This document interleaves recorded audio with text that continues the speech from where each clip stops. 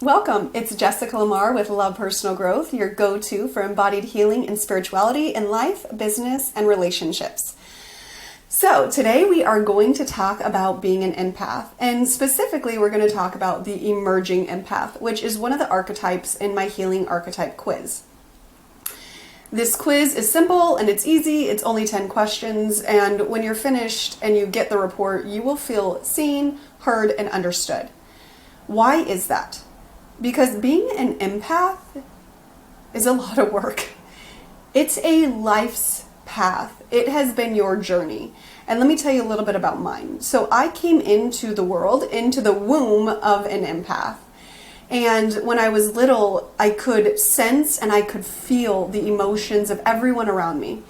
And it was scary at times because, well, not just scary, but also in a way off-putting, because I would sense that they were feeling a certain way and they would tell me no, that they're not. So then I would start to mistrust myself that, well, maybe I'm wrong and maybe what I'm feeling isn't right because they're saying it's not true. However, we both know what's true. And so all of these overwhelming feelings for me were just too much. It was just too much for me to take on. And as a result, I moved into my head, because in the body we could feel, but in the head, there is no feeling. There's analytics and logic and critical thinking. And I focused in third grade for many reasons, but also to get out of my body and into my mind so I wouldn't have to feel it all, is to go into math and into science. And I became an electrical engineer. And I did very, very well for myself. But let's be real, being in our head only gets us so far. And our body starts to call us back through what I would call the yells of our body, in which I had chronic sinusitis and irritable bowel syndrome, and all of the ways that my body was trying to call me back in. I was no longer the empath that I once was. I couldn't feel what others are feeling because I had shut off my feelings so much. And I didn't even know truly what I was feeling. I was so disconnected from myself. And that's really when, in 2015, I started to shift my life and knew that I wanted something different. I just had my second baby, and I was thinking to myself, life can't be like this. It can't be this overwhelming. I was working 60 to 80 hours a week. I had a newborn. I felt like everything fell on my shoulders, and I felt alone. And so as I started to shift my life and to change my life, I had a miracle happen in 2017, which brought me back to feeling, brought me back to this world of what it is to feel who we are, to understand who we are, and to know who we are. And the emerging empath is ready for something different. And that's what I was. I was ready for something different. I didn't want my life to be the same. And I was ready for something more. But what I lacked was a sense of clarity, and that's typically the place that many empaths find themselves. They have the ability to see and to sense what others cannot. And there's a reason for this, which I'll get into later. But they don't know the impacts of being an empath, and they often struggle with perfectionism or controlling tendencies, can be hypervigilant and a people pleaser. And they'll often find themselves overworking and distracted, or they'll stay distant from what they can sense around them, which is exactly what I did. I stayed distant in the work, in the engineering work, so that I didn't have to feel. I used work as my escape. That's how I used work. But I still had these empathetic tendencies that I didn't want to acknowledge, which is why I felt so overwhelmed and so strongly triggered to certain situations, and I felt the stress of the world, because without the proper intuitive practices, empaths can really struggle with emotional overwhelm and feelings of anger and of resentment.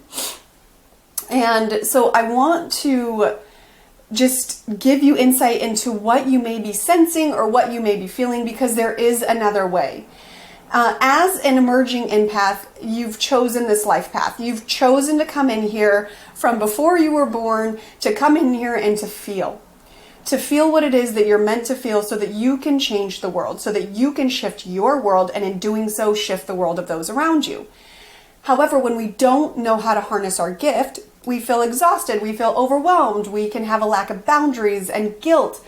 We may be in relationships with emotionally unavailable people, doubt ourselves, have self-sabotage, feel emotionally overwhelmed and unsupported. And then many empaths will sacrifice their well-being to take care of others and have no time for themselves and struggle to handle the overwhelming emotions of others. One struggle that I really dealt with was a deep fear of failure. And so I was very, very critical of myself.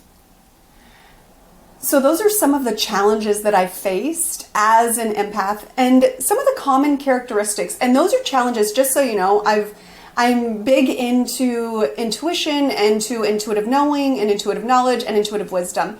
And I also am getting my master's in women's spirituality, so I'm very much into understanding the academia of it.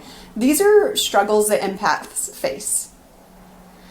So, some common characteristics that you may not know is that empaths have highly reactive neurological symptoms. So there are filters that can block out stimulation in most people, but not in empaths. So it is very common to feel overwhelmed. It is said that empaths, and research, that empaths have hyper-responsive mirror neurons. So let's say I smile and you smile because that's your mirror neurons. They're responsible for compassion. And so you could feel highly for others. And empaths have hyper-responsive mirror neurons. So if I'm sad, you feel the sadness. Whereas other people can just brush it off, you may not be able to. You may soak it up and then be intensified by it. You may turn to any sort of addictions to cope with what you're feeling. And that could be something as simple as scrolling on Instagram or looking at your phone or using work like what I did. Or it could be moving to alcohol. It could be different ways in which you use to control, and I say this as you can't see, but control, in quotations, how you're feeling. But there are some beautiful qualities about being an empath. And when you allow your light to shine bright, when you allow the eternal flame that is you to shine bright, and what is required for that bright shining is for you to harness who you are and give yourself the time and the space and the energy that you are giving others. An empath has to have her own space. She has to have time to reflect. So some of the amazing qualities is you are able to understand the experiences of others. You are a great listener. You are a dreamer and idealistic. You have the ability to create new ideas and new paths. You're creative and you love to express yourself. You're compassionate towards others. You love nature and water. And these are beautiful things. And if you're thinking, well, I know I'm an empath, but none of those resonate with me right now. Well, that's probably because you're not in alignment with being the empath that you are. Empaths are very highly intuitive. And if you don't feel that you're highly intuitive right now, but you're resonating with some of the challenges that I talked about and some of the characteristics that I talked about, it may be because you've shut it off. And again, that's in quotation marks. Or because when you have these intuitive empathic knowings, other people don't validate them at all, which makes you not trust yourself. So it's really important to build up that trust muscle back within yourself. And that's the key. That's what I'm going to not leave you with quite yet. But the major point of this is to trust yourself and trust your empathic knowing. We must acknowledge the apprehension that exists within us.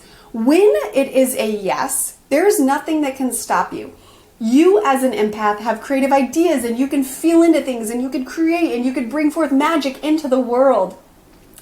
But when there is uncertainty, you will struggle. And so it's not that you can't do it. I promise you that. You can. It's that you need to do the healing work to allow yourself to align with the energy of the intuitive empath that you are. To own who you are and to not take on everyone else's stuff, but heal your own, because I promise you, once you do that, you won't take on their stuff. So that's it for today. It's great to see you. I'll see you next time.